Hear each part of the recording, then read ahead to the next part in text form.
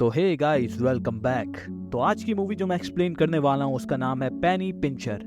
ये एक महाकंजूस आदमी की कहानी है जिसका एक ही मकसद है जीवन में, पैसे बचाना। और वो पैसे बचाने के लिए सुपरमार्केट से कूपन बटोरा करता है और जो खाना एक्सपायर हो चुका है उसे भी खा लेता है। वो इतना कंजूस है कि वो अपने घर की बिजली बचाने के चक्कर में अपनी घर की सारी लाइट्स ऑफ कर देता है और बाहर से जो रोशनी आती है उसी से काम चलाता है। भाई कितना कंजूस आदमी है ये। और हमारे भाई का नाम होता है फ्रांसवा गॉशे। और हमें भाई की कहानी बताई जाती है कि भाई जब उनकी माँ के पेट में थे तब उनकी माँ अपने पति पे बहुत ज्यादा चिल्ला रही थी, मतलब फ्रांसा के डैड पे बहुत ज्यादा चिल्ला रही थी, क्योंकि उसने फ्रांसा के आने की खुशी में काफी ज्यादा खर्चा कर लिया था। और उसकी माँ फ्रांसा के डैड पे चिल्ला रही होती है कि ये इतना सारा खर्चा क्यों कर दिया, जब तुम्हें पता है कि हमारा एक बच्चा आने वाला है, हम उसका खर्चा कैसे उठाएंगे। और तभी से फ्रांसा की माँ फ्रांसा से कहती आई थी कि अपने बाप जैसा मत बनना जो इतना ज्यादा खर्चा करता है, हमेशा पैसे बचा के चलना। और ये बात फ्रांसा के दिमाग में इतनी जोर से बैठी कि वो बचपन से ही पैसे बचाने के लिए कुछ भी करता है, जिसके चलते वो बचपन में इतना ज्यादा कंजूस बन गया था कि अगर टूथपेस्ट जमीन पे भी गिर जाए तो वो उसे भी यूज कर लेता था। वो हर एक चीज को इतना यूज करता था कि उसे बिल्कुल खत्म कर दे। और अपनी यंग एज में इतना ज्यादा कंजूस होने की वजह से उसने एक लड़की को प्रेग्नेंट कर दिया था। लेकिन भाई इतने बड़े कंजूस थे कि पैसे बचाने के चक्कर में भाई ने कभी शादी की ही नहीं। उन्होंने सोचा कि शादी में बहुत पैसा खर्च होता है, इसलिए वो शादी नहीं करेंगे। और इस वजह से वो अकेला रहता है और पैसे कमाने के लिए वो एक ऑर्केस्ट्रा बैंड में वायलिन बजाता है और एक बच्चे को भी घर में वायलिन की कोचिंग देता है। लेकिन आजकल वो उस बच्चे पे भी कुछ खास ध्यान नहीं दे रहा था, क्योंकि उस बच्चे ने अभी तक फ्रांसवा को उसकी टाइम पे फीस नहीं दी थी। वो इतना कंजूस होता है कि वो घर जाने के लिए बस नहीं लेता, दरअसल वो पैदल जाता है घर भी। और ऐसा ही चल रहा होता है कि एक दिन पड़ोसी उसे कार में एक दिन लिफ्ट दे देता है और जब वो उसके कार के पीछे देखता है तो वो काफी सारा शॉपिंग करके आया था। और फ्रांसवा कहता है वाह इतना सारा सामान, ये तो महीने भर का हो गया होगा। लेकिन उसका नेबर उसे बताता है कि ये तो एक्चुअली सिर्फ कुछ ही दिन का खाना है, एक्चुअली उसके 6 बच्चे। और इसके बाद हम देखते हैं कि कार फाइनली सोसाइटी के बाहर पहुंच जाती है, जहाँ पर हम देखते हैं कि सोसाइटी के बाहर ही फ्रांसवा के नाम के आगे सोसाइटी के लोगों ने बास्टर्ड लिख रखा होता है। इससे हमें साफ पता चलता है कि सोसाइटी के लोग फ्रांसवा को कितना पसंद करते हैं। लेकिन फ्रांसवा इन सारी चीजों को इग्नोर करता हुआ सीधा पहुंच जाता है अपने घर पे और वहां पर थोड़ा सा खाना खा के चुपचाप अकेला पैदल अपने काम के लिए निकल जाता है। और वहां जाकर वो अपनी वायलिन की प्रैक्टिस करने लगता है कि तभी वहां पर बैंड में एक नई लड़की आती है जिसका नाम वेलरे होता है। और वो फ्रांसवा से पूछती है कि वो साथ में उसके साथ प्रैक्टिस करने में उसकी मदद करेगा क्या। फ्रांसवा हाँ कह देता है और साथ में ये दोनों प्रैक्टिस करते हैं। ऑफिस खत्म होने के बाद वेलरी फ्रांसवा से पूछती है कि क्या वो उसके साथ कभी डिनर पे चलेगा। तो फ्रांसवा काफी ज्यादा खुश हो जाता है और ये बात वो जाके अपने बैंकर को बताता है और बैंकर उससे कहता है कि हाँ तुम्हें उसे ले जाना चाहिए एक रेस्टोरेंट में। लेकिन फ्रांसवा कहता है यार डिनर के लिए कितना खर्चा हो जाएगा और मेरे बैंक अकाउंट में कितना पड़ा है। तो बैंकर बताता है कि उसके बैंक अकाउंट में लगभग $2.5 लाख पड़े हैं। लेकिन फ्रांसवा कहता है कि यार अभी तो काफी कम है, मुझे तो और ज्यादा बचत करनी होगी। अब यहाँ पर फ्रांसवा वेलरी को अपने साथ डिनर पे तो ले जाना चाहता था, लेकिन उसके लिए वो एक पैसा खर्च नहीं करना चाहता था। तो वो यहाँ से सीधा उस बच्चे के पेरेंट्स के यहाँ चला जाता है जिसे वो वायलिन सिखाता है, क्योंकि उसके पेरेंट्स एक रेस्टोरेंट चलाते हैं। और वो वहाँ जाके बात करता है कि जब वो उसके फ्रेंड के साथ यहाँ पर आएगा तो उन्हें उसे फ्री डिनर करवाना होगा और वो उसके बदले फीस भरने के लिए उन्हें थोड़ा और टाइम दे देगा। और वो बच्चे के पेरेंट्स इस बात के लिए मान जाते हैं। और अब उस रात फ्रांसवा और वेलरी का अपने ऑर्केस्ट्रा के साथ एक लाइव शो होता है। लेकिन पैसे बचाने के चक्कर में आज भी फ्रांसा ने अपने लिए कोई ड्रेस नहीं सिलवा रखी थी। वो किसी और म्यूजिशियन से उसके कपड़े और उसके जूते उधार ले लेता है। लेकिन जब वो ये जूते पहन के जाता है तो पता चलता है उसे कि ये जूते काफ़ी ज़्यादा छोटे हैं। वो एक्चुअली 2 नंबर छोटे जूते होते हैं। लेकिन फ्रांसवा फिर भी उन्हें पहनकर जैसे तैसे स्टेज में जाके बैठ जाता है और वहाँ पे वायलिन बजाने लगता है। और अब शो खत्म होने के बाद फ्रांसवा बाहर निकलकर वेलरी का इंतज़ार करने लगता है कि तभी वहाँ पर लॉरा नाम की एक लड़की आती है जो फ्रांसवा से उसका ऑटोग्राफ मांगती है। और फ्रांसवा उसे ऑटोग्राफ दे देता है, लेकिन उस लड़की का पेन अपने पास रख लेता है। और अब इतने में वेलरी बाहर आ जाती है और फ्रांसवा उसे ट्यूसडे के दिन डेट पर चलने को पूछता है। वेलरी उसे हाँ कर देती है, जिसके बाद फ्रांसवा अपने घर आ जाता है। लेकिन वो लड़की लॉरा जिसने उसका ऑटोग्राफ लिया था वो उसका पीछा करते करते उसके घर तक जाती है और वो फ्रांसवा से कहती है कि वो एक्चुअली उसकी बेटी है। लेकिन फ्रांसवा को लगता है कि वो लड़की जरूर कोई सेल्स पर्सन है जो उसे कुछ बेचने की कोशिश कर रही है। इन्हें बहस करता देखकर वहाँ पर सोसाइटी की भीड़ इकट्ठी हो जाती है जो कि उन्हें देखने लगती है। अब फ्रांसवा भीड़ से बचने के लिए लॉरा को घर के अंदर कर लेता है। और अब अंदर चल के जब लॉरा उसे अपनी माँ का नाम कैरोल बताती है तो फ्रांसवा को सब कुछ याद आ जाता है, क्योंकि कैरोल वही लड़की होती है जिसे फ्रांसवा ने अपनी यंग एज में पैसे बचाने के चक्कर में प्रेग्नेंट कर दिया था। लेकिन उसे अभी भी शक होता है कि लॉरा एक्चुअली उसकी बेटी है कि नहीं, और इसलिए वो कैरोल को फोन करके पूछता है कि उसने आज तक उसे ये बात बताई क्यों नहीं थी। लेकिन यहाँ पर कैरोल बताती है कि वो उसे ये बात कैसे बताती कि उसका बाप उसे बर्थडे गिफ्ट देने से बचने के चक्कर में उसे छोड़ के चला गया था। और इतने में उनकी कॉल कट जाती है, क्योंकि फ्रांसवा के फोन में जितना बैलेंस था वो खत्म हो जाता है। और यहाँ पर लॉरा बताती है कि वो फ्रांसवा को अपना हीरो मानती है, कि उसे लगता है फ्रांसवा मैक्सिको में अनाज बच्चों के लिए पैसे खर्च करता है। अब फ्रांसवा अपने पड़ोसी के घर जाता है और उससे फोन मांगकर फिर से कैरोल से बात करता है। कैरोल अब उसे बताती है कि एक्चुअली कैरोल ने कभी लॉरा को उसके फादर की हकीकत नहीं बताई। कैसे बताती कि उसका बाप इतना बड़ा कंजूस आदमी है।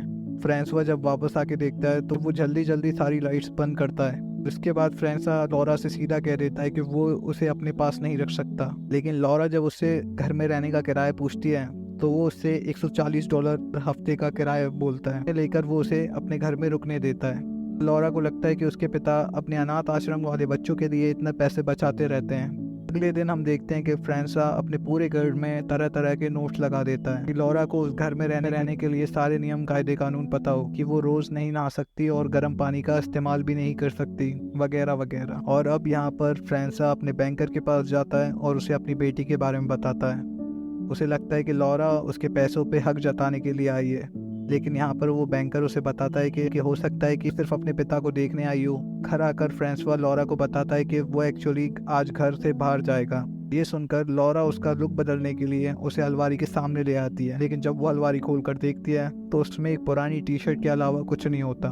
फ्रांसवा वेलरी को उस रेस्टोरेंट में ले आता है जिसमें उसने फ्री का डिनर करने का प्लान बनाया था। वेलरी बताती है कि यहाँ मिलने वाले सभी डिशेस से उसे एलर्जी होती है, इसलिए वो फ्रांसवा से दूसरे सी फूड रेस्टोरेंट पे जाने को बोलती है। फ्रांसवा को मजबूरी में उसके साथ जाना पड़ता है। फ्रांसवा जब मेन्यू देखता है तो उसमें सारी डिशेस काफी ज्यादा महंगी होती हैं और आखिरकार फ्रांसवा को कुछ ऑर्डर करना पड़ता है और वो खाना खाने लगते हैं। लेकिन जब खाना खाने के बाद बिल चुकाने की बारी आती है तो फ्रांसवा के पसीने छूटने लगते हैं और वो जाकर रेस्ट रूम में चला जाता है, जहाँ पर उसे एक फायर अलार्म दिखता है। अगले सीन में लोग हमें यहाँ रेस्टोरेंट से भीगते हुए बाहर निकलते दिखते हैं। यहाँ पर हम देखते हैं कि आखिरकार फ्रांसवा अपने रेस्टोरेंट का बिल चुकाने से बच जाता है। तब यहाँ पर वेलरी वापस जाने के लिए एक टैक्सी रुकवा लेती है। फ्रांसवा वेलरी को टैक्सी में बिठाकर कह देता है कि उसे तो दूसरे डायरेक्शन में जाना है। वेलरी के जाने के बाद वो पैदल वहाँ से अपने घर निकल जाता है। अगले दिन वो लड़का जिसे फ्रांसवा वायलिन सिखाता है वो उसे उसके फीस के पैसे दे देता है। में एक बुक भी देता है जिसे उस लड़के के पेरेंट्स ने फ्रांसवा को गिफ्ट दी थी, क्योंकि वो टाइम पर उसकी फीस नहीं दे पाए थे। और अब आगे हम देखते हैं कि आज फ्रांसवा के ऑफिस में एक म्यूजिशियन का रिटायरमेंट होता है। सभी म्यूजिशियनों ने अपने पैसे जमा करके उसके लिए एक गिफ्ट खरीदा था, लेकिन फ्रांसवा ने गिफ्ट के लिए कोई पैसा नहीं दिया था। लेकिन जब फ्रांसवा से ये बात बोली जाती है तो फ्रांसवा बताता है वो एक्चुअली में उसे एक पर्सनल गिफ्ट देना चाहता था और इसलिए वो वही किताब उठाकर जो उसे उस बच्चे के पेरेंट्स ने दी थी उस म्यूजिशियन को दे देता है।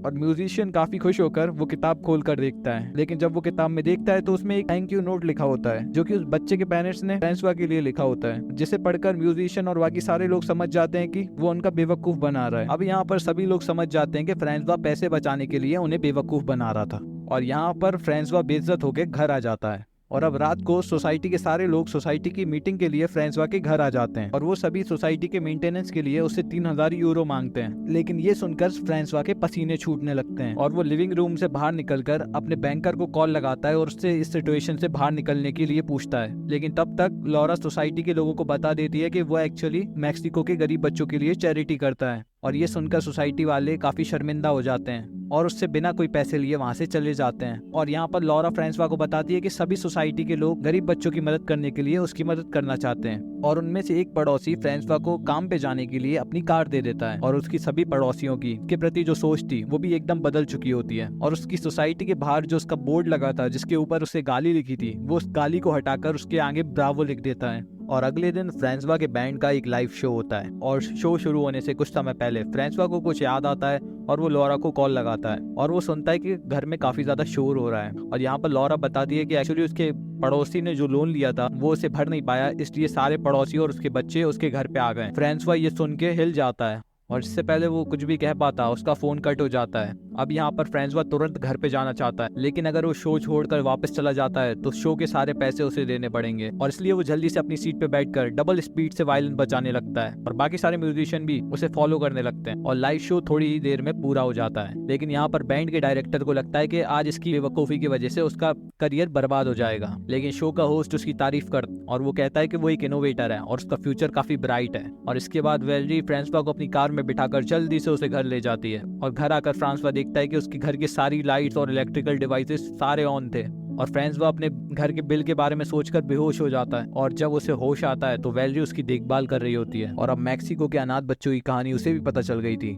और उसने अपने बैंड के सभी लोगों को ये बात बता दी थी। और अब वो बताती है कि एक एनजीओ अब उन्हें परफॉर्म करने के लिए भी बुलाना चाहता है और वो चाहती है कि लॉरा भी उनके साथ चले। और फ्रांसवा अब लॉरा को अपने साथ लेकर इवेंट में चला जाता है और इवेंट के दौरान वेलरी फ्रांसवा को स्टेज पे बुला लेती है और उससे कुछ ऐसा करने को कहती है जिससे कि बाकी सारे लोग भी उन अनाथ बच्चों के लिए कुछ पैसे डोनेट करें, जिससे और लोग भी एनजीओ के लिए पैसे डोनेट कर सकें। लेकिन स्टेज पे जाकर फ्रांसवा कहता है कि वो कोई हीरो नहीं है जो दूसरे लोगों को कुछ सिखाए, उसे उन सभी लोगों से हमदर्दी है जो कि दूसरों की मदद करना तो चाहते हैं लेकिन कर नहीं पाते, लेकिन हर आदमी बदल सकता है। और ये कहकर वो अपनी जेब से अपनी चेकबुक निकालता है और उस पर $30 की रकम लिखने वाला होता है। लेकिन वहां पर बैठे सभी लोग को $30 की रकम काफी छोटी लगती है और वो $3000 की रकम के लिए शोर मचाने लगते हैं और फ्रांसवा को $3000 का चेक लिखना पड़ता है। लेकिन इसके तुरंत बाद वो वॉशरूम में जाकर उस चेक को फाड़ देता है और वापस आकर वेलरी के साथ परफॉर्म करने लगता है और अब फटे हुए चेक का एक टुकड़ा लॉरा को मिल जाता है। और दूसरी तरफ इवेंट के बाद फ्रांसवा और वेलरी